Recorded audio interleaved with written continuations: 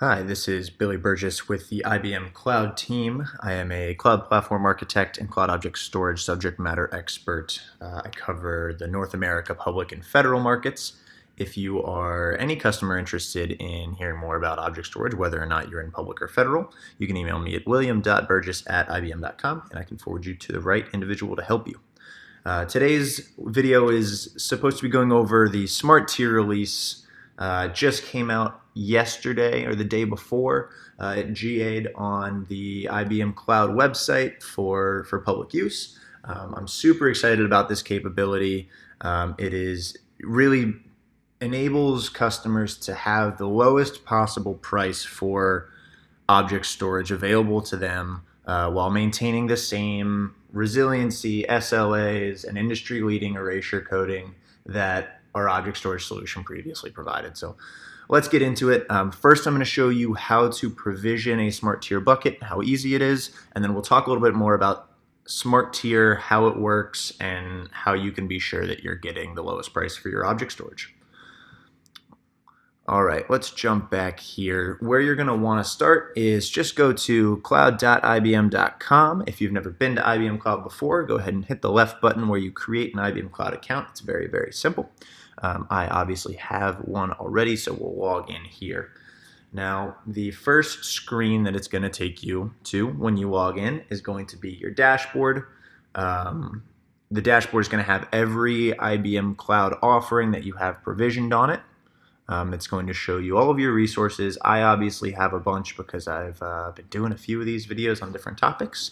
But if you are new to IBM Cloud, this will be empty. The way you would find Cloud Object Storage for the first time is click on that catalog button at the top. This will take you to all of our offerings on IBM Cloud. You can scroll for hours and read all about the awesome offerings that we have. But today we're going to focus on storage here on the left. And then we'll click into Object Storage, which is this tile here. This first object storage page that you land on is going to show you a couple different pricing plans. You can click into this About tab that talks all about object storage and why it's such a great offering and really should be used by almost every enterprise for data. And it's going to show you a couple pricing plans. We have a light plan. I would be remiss if I didn't mention this. You can try out object storage for free on IBM Cloud, never have to put down a credit card. You can use up to 25 gigs a month. Test it out, see how easy it is to use. I highly recommend doing so. And then the standard plan, as you can see for my public sector customers here, it's HIPAA enabled, as are most of some of the infrastructure offerings on IBM Cloud. Now what you would do is click into this, apply promo code if you have it, and just click create. It's really that easy. Now I already have an instance, so we're just going to click into the one that exists already.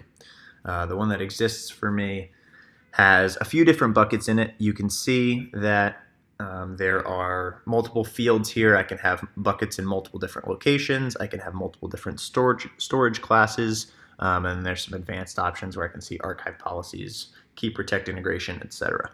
Now what we're going to do today is really just focus on Smart Tier. You notice I do not have one of those yet, but I'll show you how to create a bucket. When you click into here, click on Customize Bucket. Now you're going to have to do a globally unique name here for the IBM system. So we're going to go with Billy Smart Tier Bucket.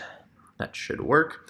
Now resiliency, if you're US based, we have by default regional resiliency. We also have a cross-regional offering. By default, this regional resiliency will split between 3 data centers either in Dallas or DC. Three data center resiliency is default, which is why our offering is so great. Also, cross-regional will split between West Coast, US South, and US East if you need that level of resiliency. Let's click into regional for now. Select the location we want. We'll go US East, and then we'll click into Smart Tier. Now you can add in these additional config policies. Like I mentioned, we can do archiving, expiration, retention policies, bring your own key, as well as activity tracking with our log DNA service. But all we'll do is click that bucket. And now we have a bucket ready to go. I can drag things off of my desktop into this bucket. I can write to it using a application such as Spectrum Protect for backup or Veeam for VMware backups. Any application you want that can write to the S3 API can write to object storage.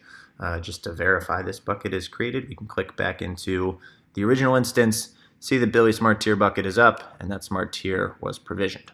Now let's talk a little bit about what Smart Tier is, why it's such a great capability.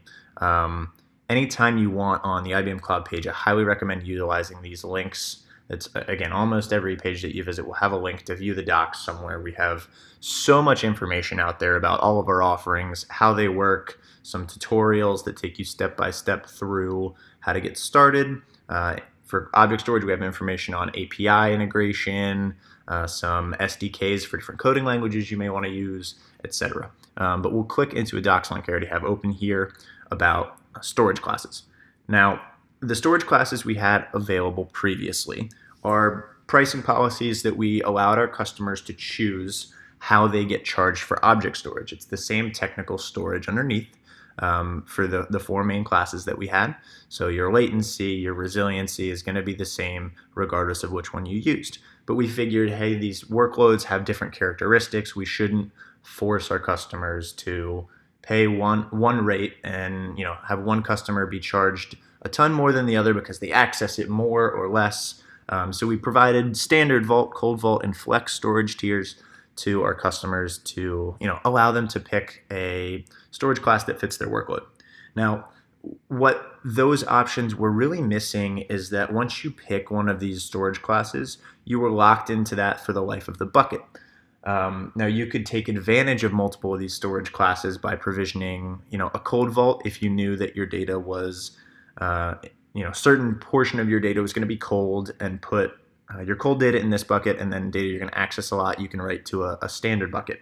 And that's a good strategy. It's the strategy we recommended going forward for most customers, and it works for most customers. But what it doesn't give you is the Smart Tier capability that dynamically assesses your usage patterns from a month-to-month basis and changes those charges to make sure that the customers have the least expensive storage in any given month, regardless of whether you access it a lot or a little.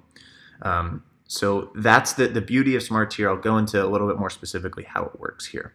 If you want to look at the storage metrics for any of these classes, we have a publicly available site without even needing a cloud account to look at. It's ibm.com/cloud/object-storage/pricing. Now I'll go, again, this is storage classes here. Let's go into the specifics of Smart Tier. This talks a little bit about the various ways we charge for object storage. Pretty standard to have a storage, read retrieval, and an API call charge across the public cloud providers, the major public cloud providers for object storage. But what I really want to focus on is the Smart Tier specifically. Storage, retrievals, and requests are still what you're charged for, but the beauty of this is that we have this formula that classifies data into hot, cool, or cold categories to make sure that in a given month, if you have hot data, you're not charged an exorbitant amount because you accidentally put it in a cold class and you needed to access it unexpectedly a bunch. So let's look at this example and walk through the value that I really think that Smart Tier provides. This example is a really good one. So in this bucket, we're going to have a terabyte of data. In month one, we're going to have 4 million requests, 100 gigs of retrieval. In month two, the same amount of data, much fewer requests, but a decent amount of retrieval still, 20% retrieval. And then in month three, we're going to go all the way down to only 400 requests, only 10 gigs of retrieval, truly a cold data case. Now, what you would be charged for these different use cases, again, this is all in the same bucket. Now, we're looking at standard. You're going to have the cheapest option of the three previous tiers. Because it's a hot use case, the standard pricing metrics are configured for that kind of use case. But then when you look at cool and cold, as your access drops, your price drops, but not nearly as much as it does in Vault and Cold Vault. So if you look at Smart Tier, what it does is it basically goes to the cheapest option of any of the previous tiers and gives you around that price or better in some cases. So in the first month, the cheapest of these three is 41. In the next month, this $12 actually beats the cheapest of these three. And then the third month, it's just slightly more than the cheapest, which is Cold Vault. Now, if you look at the TCO, and this is where we really see the value, the TCO over the 3 months is going to be $61 compared to the next cheapest would have been $79. It's almost a $20 savings, which doesn't seem like that much initially, but if you look at the percentage, if we're talking about hundreds of terabytes, there's about a 25% savings compared to what the other cost structures would have provided you. So it really does, Smart Tier is a great way for companies to save money on object storage, make sure they're getting the lowest cost, and again, get the exact same technical capabilities that you were provided before. Again, that's all I have for the day. My name is Billy Burgess. If you have any questions, feel free to email me at william.burgess@ibm.com. Thanks very much. Have a great day.